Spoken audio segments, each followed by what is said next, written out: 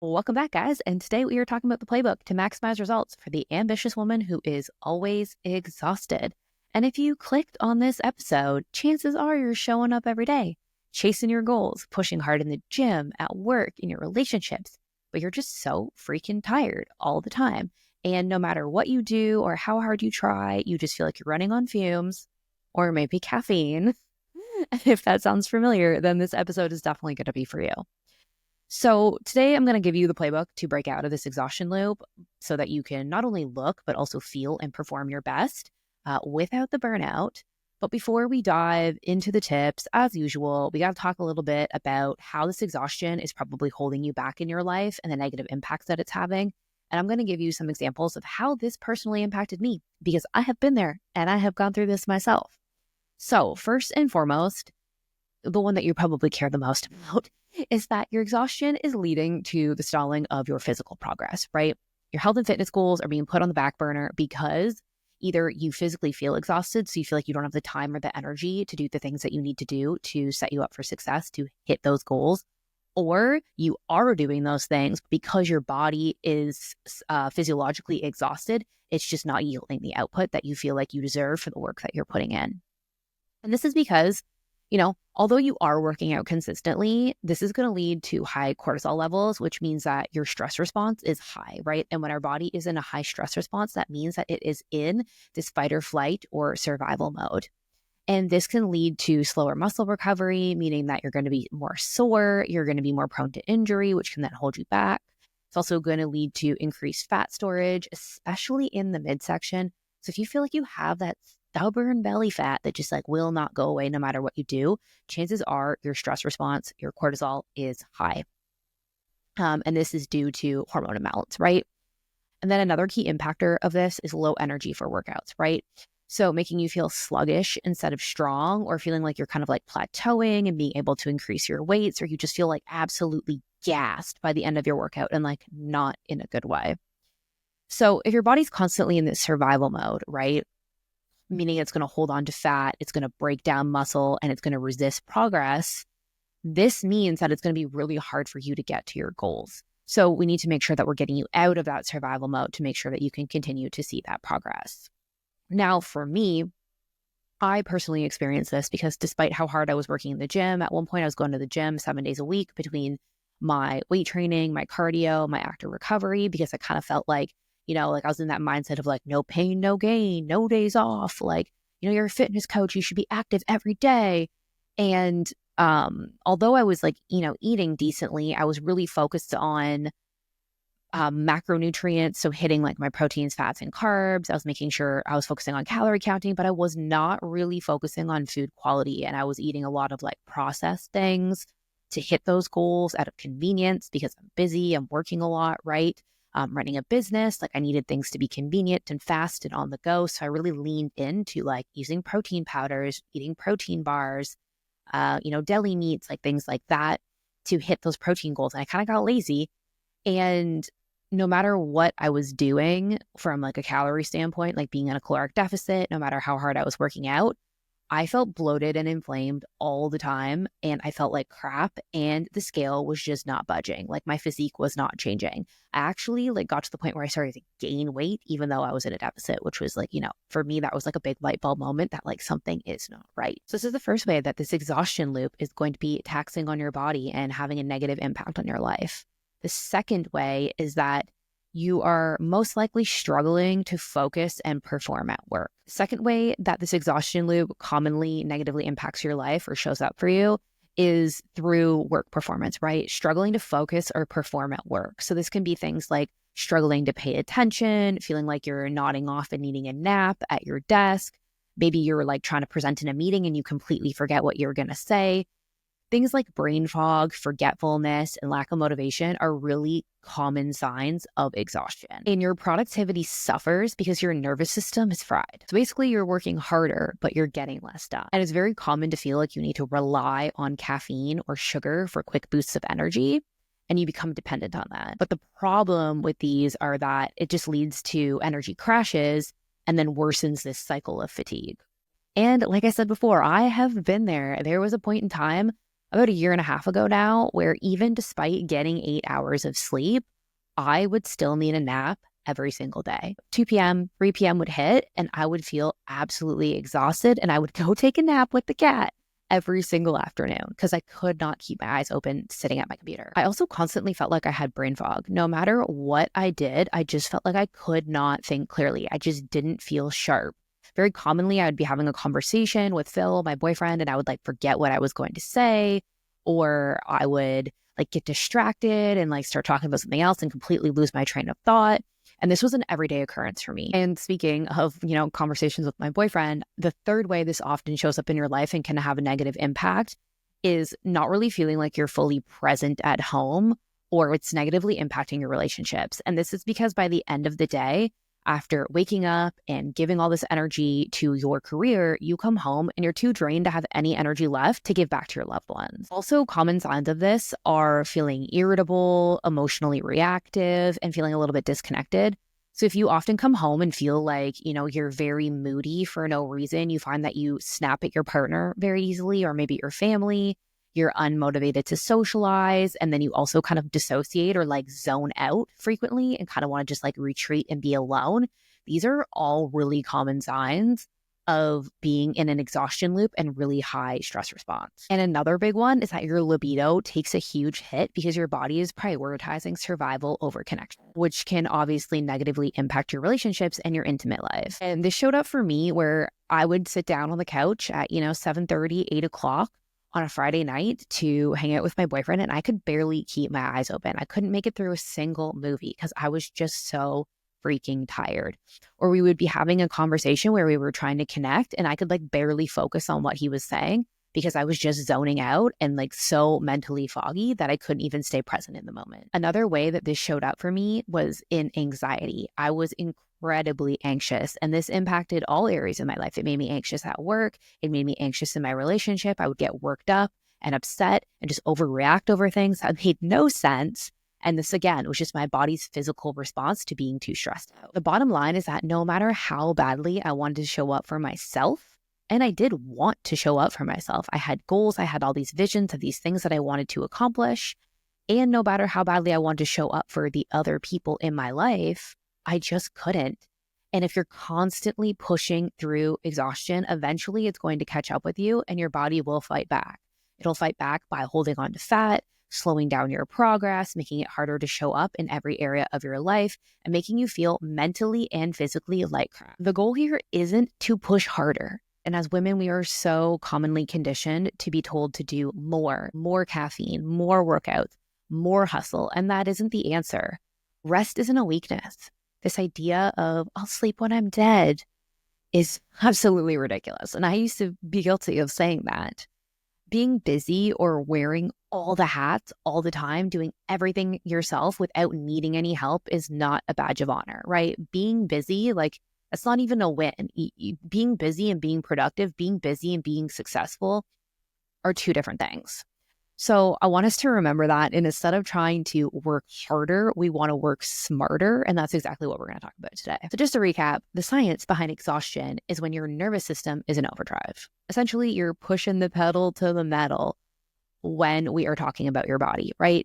And then your body stays in fight or flight, which is known as your survival mode. And this is when you're essentially on high alert, overdrive, like we said. And this leads to fatigue, brain fog, sugar cravings, hormone imbalance, stalled fitness progress, right? So these are all the things that we want to get away from. So how do we fix this? So what we want to do is focus on these key shifts so that you can have a high quality of life and feel your best while still getting shit done. So number one is going to be upgrading your nutrition for energy and recovery. This is where we need to really focus on fueling your body optimally. You need to treat your body like a Ferrari, not like some broken down Toyota Corolla. No offense and no disrespect to anybody who has a Toyota Corolla. I'm just saying, you need to treat your body like it is a luxury item because it is the most important thing that we have. You only get one body in this life. So things that you need to focus on in your nutrition is blood sugar stability. This is so key for so many facets of our health, especially when it comes to energy regulation and having fewer energy crashes and being able to focus. Common mistakes ambitious women make is skipping breakfast or eating too little first thing in the morning, especially if you work out first thing in the morning, we do not want to be training fasted. I always hear, but Sam, I just feel so much leaner and like I feel more comfortable in my workout clothes. And I feel nauseous if I eat before my workout. I don't care. You need to eat before you work out. You are just putting your body into that stress overdrive first thing in the morning when our cortisol is already peaking, right? We don't want to push it even further by not eating. So if you're somebody who typically does not eat before a workout right now and you are very resistant to eating, start small and build on that. But I promise you, eating something before you work out is going to be incredibly life-changing for your results and how you feel through the day. But in general, even if you aren't working out throughout the day, we need to be eating breakfast, preferably something that is high in protein, 30 to 35 grams of protein, and making sure that we're getting lots of healthy fats in there. Another common mistake with nutrition is women having caffeine first thing in the morning on an empty stomach. And similarly to what I said about not eating prior to your workout and that spiking your cortisol when your cortisol is already high, coffee or caffeine will do the same thing, right? So when we're talking about coffee, this is from a couple different standpoints, but from a stress standpoint, caffeine is going to increase your cortisol, right? It is going to increase temporarily your cortisol response and your stress hormone. So if you haven't eaten anything and there's not going to be much in your stomach to slow down that absorption into your bloodstream, that is going to spike your cortisol first thing in the morning when that cortisol is already high. And in addition to that, you are also going to potentially have some digestive upset, as coffee does tend to be a digestive disruptor for most people. If you've ever noticed that, like, you drink a coffee and you're into the bathroom after. And the third thing is that it is going to suppress your hunger. So if you've already not eaten anything, and then now you're having an appetite suppressant, that's just going to push you back from eating your breakfast or eating a meal even further, right? Then putting more stress on your body, having fasted all night, and then not getting any more fuel for even longer. The same can be said about pre-workout. If you're not having coffee first thing in the morning, but you're having pre-workout in the morning, you do want to have this post-consuming food for the exact same reasons. So my recommendations would be to eat within the first 60 minutes of waking up. If you are working out, ensuring that you're eating prior to exercising and having your coffee at least with breakfast, if not after. Next, we want to reduce processed foods in a whole, but especially processed carbs and sugars. So we want to swap out these pastries like muffins, croissants, things like that, processed cereals, and replace those for whole foods. Lots of foods rich in magnesium, B vitamins, iron for energy production, and making sure that we're staying hydrated with electrolytes, because dehydration is a hidden cause of fatigue as well. So all in all, the goal is to fuel your body in a way that keeps your energy high all day, not just in short bursts, right? The next pivot we are going to make is training smarter, not harder. And typically when we talk about exercise, to get better results, often people think that they need to do more, like I mentioned before. So this means more workouts in their frequency. So I'm going to go to the gym an extra day per week. I'm going to make my workouts a little bit longer. I'm going to add extra exercises to my workouts. And this is not the most effective way to get better results. If you're pushing yourself in the gym and constantly feeling drained, you're probably already overtraining more than likely and not recovering properly. So actually what we want to do is we want to pull back, but make the training that you are doing more intentional and more effective. Another common mistake that I see on top of adding too much frequency or overtraining in the sense of the amount of workouts that you're doing is the type of workouts that you're doing. So if you are already feeling fatigued, feeling drained, feeling like you're having any of these symptoms that we've been talking about throughout this whole episode so far, if you are doing a lot of HIIT training, high intensity interval training, like you're going to F45 classes, Orange Theory classes, any of that kind of stuff, you're doing a lot of cardio, this is going to have a negative impact on, well, not only your results, definitely your results, but also how you're feeling and your energy levels. Overtraining keeps cortisol levels high, which makes fat loss harder, but then under recovering leads to muscle breakdown instead of growth or even maintenance, which is going to cause muscle atrophy. So you're actually making fat loss harder and you're breaking down muscle, meaning that you're going to look even less toned and defined like you want to. So what are we going to do instead? We are going to ditch the endless cardio and HIIT classes, and we are going to strength train 3 to 4 times per a week. Strength training is going to boost your metabolism by building more lean muscle mass, and it's going to ensure that you do have that foundation for more defined, toned look that you want.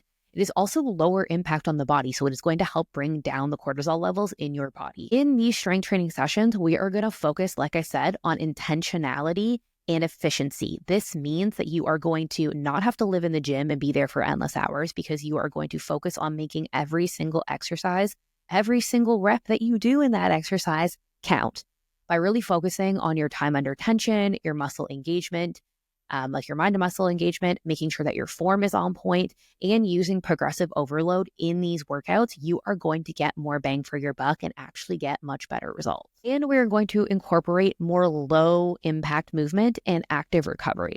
Doing low impact walks, doing Pilates can be great for working some of more of those deep core muscles, and there's more isolated muscles. Doing stretching, yoga, these are going to be the other workouts that you want to sprinkle in. And then have at least one full rest day per week. Usually I push for 2. I say 2 full rest days that are nothing more than just basic walking, hitting your step goal, and then 5 days of activity, which, like I said, could be 3 strength training sessions, 2 Pilates classes. It could be 4 strength training sessions with a restorative yoga class, right? Or a YouTube video, but taking at least 2 full rest days per week, especially if you are recovering from overdrive and burnout, right? You might not always have to have 2 to 3 full rest days in your program long-term, right? You can bring more activity in, like going for hikes and all that kind of stuff.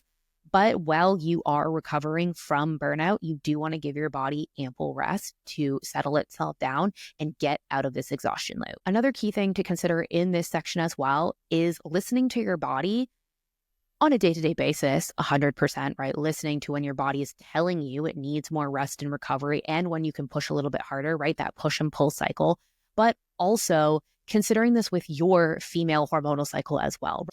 Naturally, if you have a normal, like non-birth control induced cycle, you have a natural cycle, you are going to go through energy dips and peaks throughout the month. So listening to that and being able to push a little bit harder and utilize those sections of the month, like typically for most people, it's your follicular phase and your ovulatory phase, and then pulling back a little bit when your body is giving you key signals that you need more rest and recovery in your luteal phase and your menstrual phase, again, is going to do wonders for you because you're working with your body, not against it. The third pivot we are going to make is optimizing sleep and recovery to supercharge your day.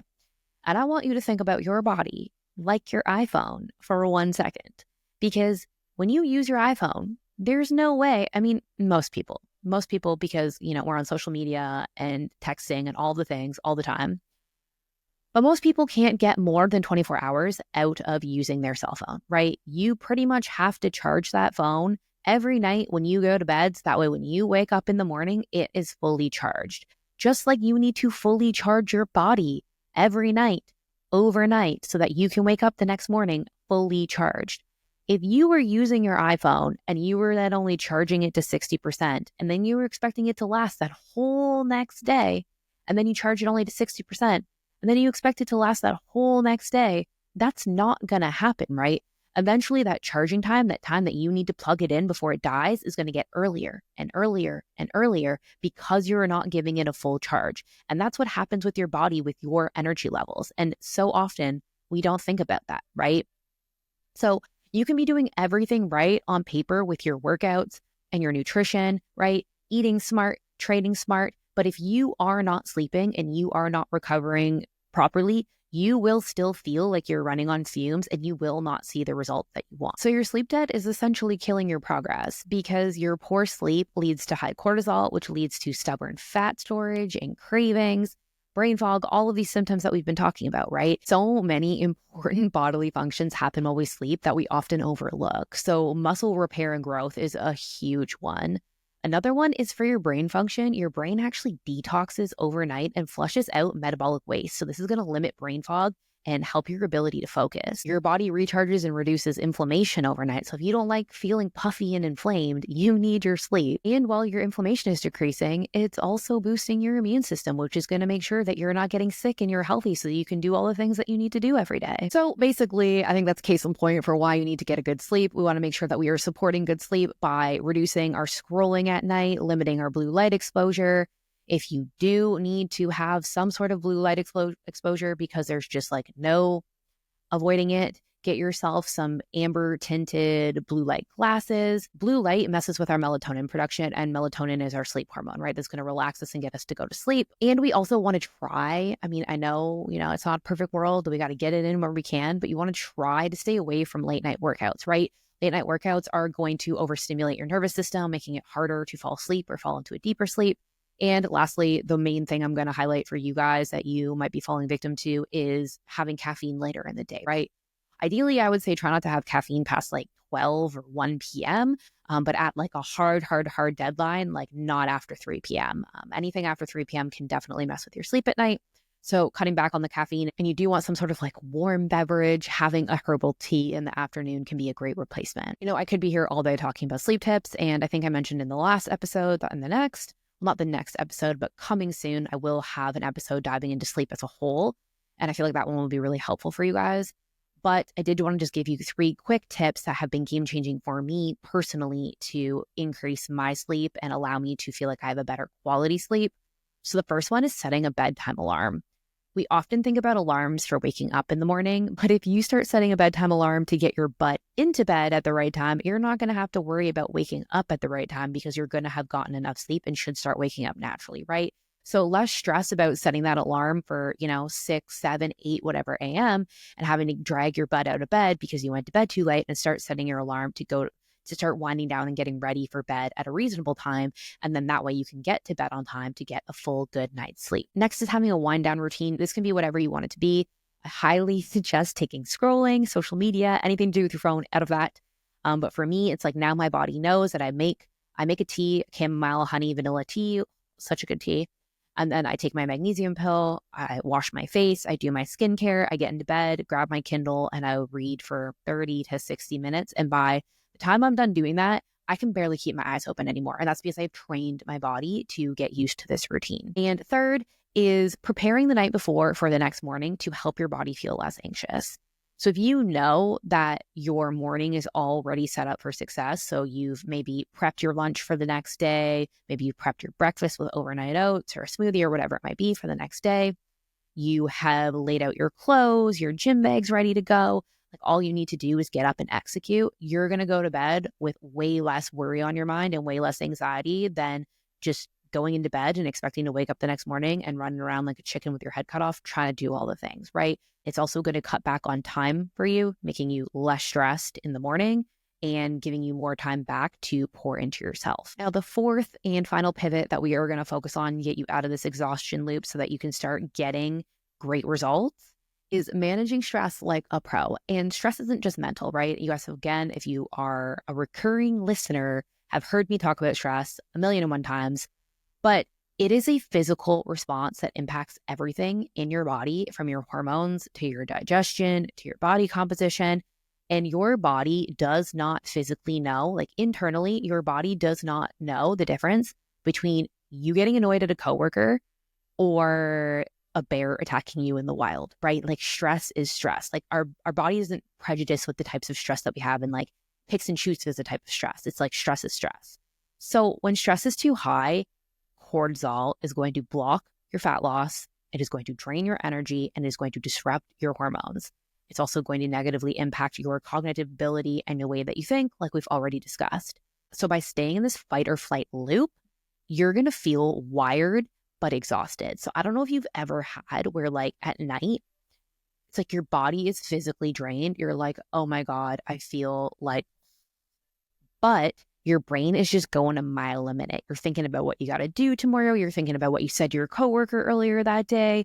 Like your brain cannot slow down.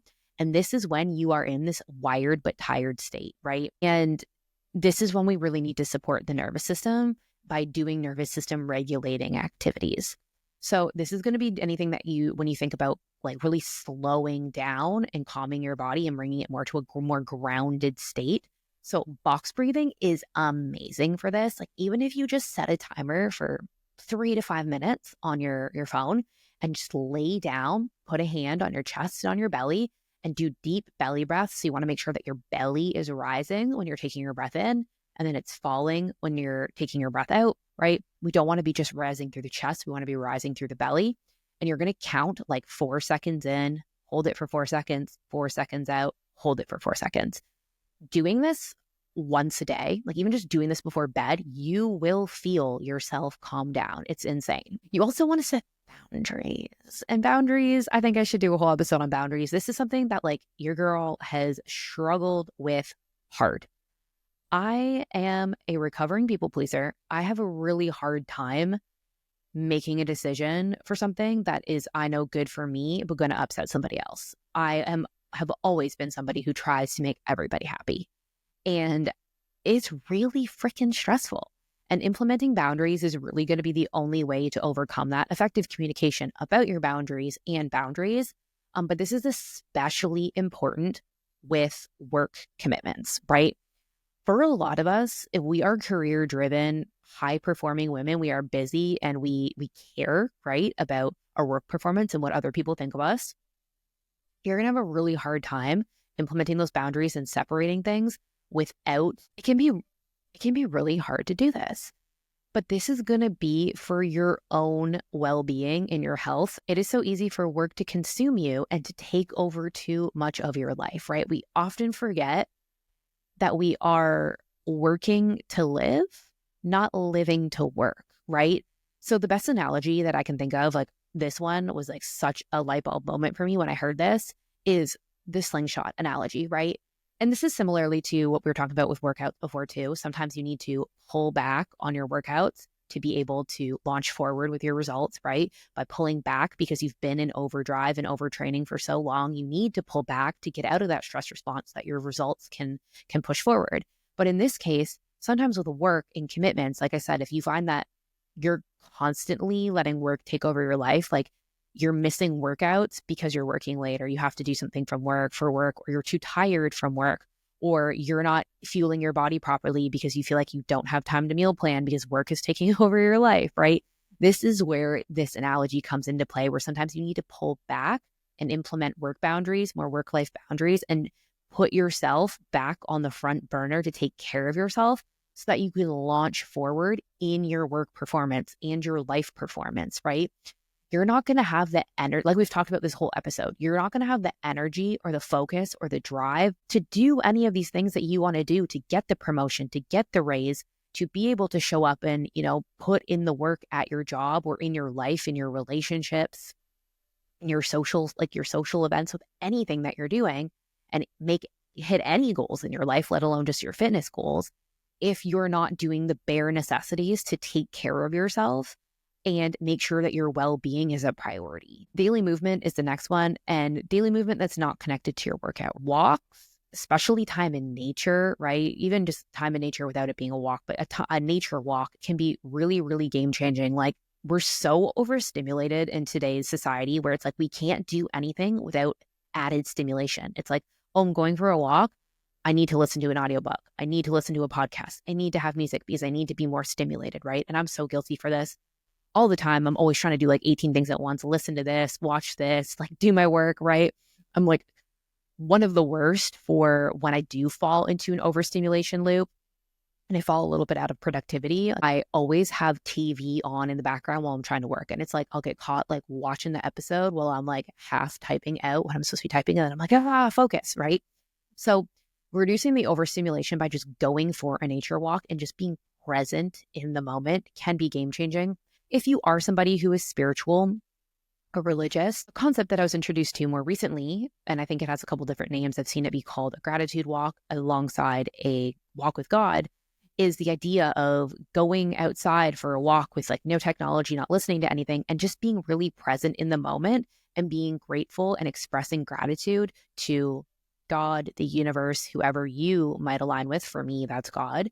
That you are grateful for being in that presence and being, whether that's the sun that you feel on your skin, the breath that you're breathing into your lungs, the cute dog that you see, the person who smiles at you, the beautiful flowers on the side of the garden, right? And just being present and grounded in that moment can have a really great impact on you and your stress levels. And I think the main takeaway is that you cannot eliminate stress from your life. It's always going to be there in different forms. It's more about training your body how to better handle it, and also being as proactive with it, getting ahead of the stress as possible by keeping yourself in a more regulated state. And the last thing that I want to leave you guys with is just some quick in the moment energy boosters that are going to help pick you up so that instead of having to, reach for that 3 p.m. coffee that's just going to contribute to this fight or flight cycle, this exhaustion loop, you can use these as tools to help you feel more energized throughout the day and have that consistent energy flow in.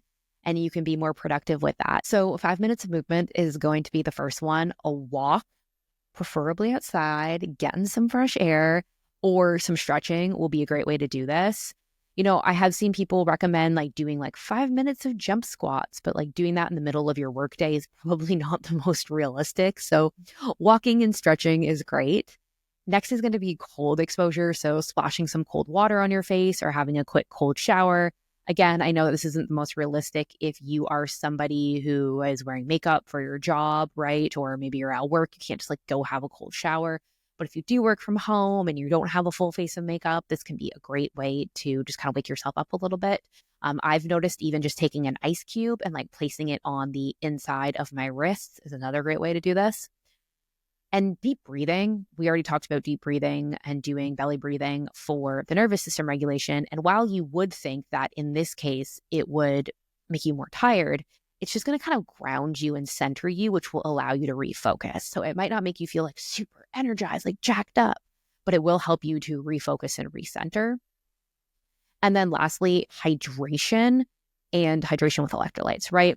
A lot of exhaustion comes from dehydration, especially if we're like so used to pounding back the coffees.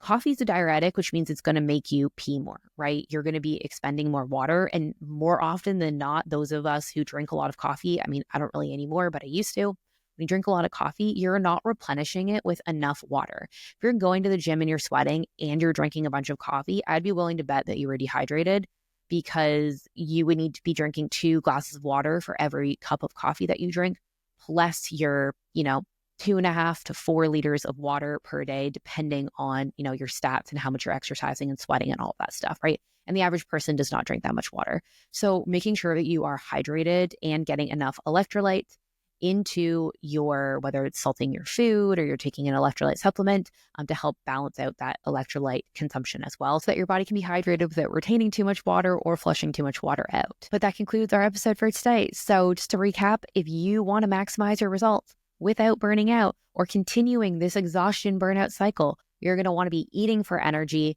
making sure that we are stabilizing our blood sugars, not overusing caffeine, eating lots of whole nutrient-dense foods. We are training smarter, not harder. We are prioritizing sleep and recovery and making sure we are recharging that body battery every single night, and managing your stress, not letting it manage you. If you found this episode helpful, I would love for you to share this with just one friend. My goal is to just spread this to more people and help educate women all over the world, high-performing, career-driven, and ambitious women who want to look and feel their best. So if you know somebody who could benefit from these tips, please, please, please share the knowledge, share the wealth, because health is wealth. And I will see you guys next time.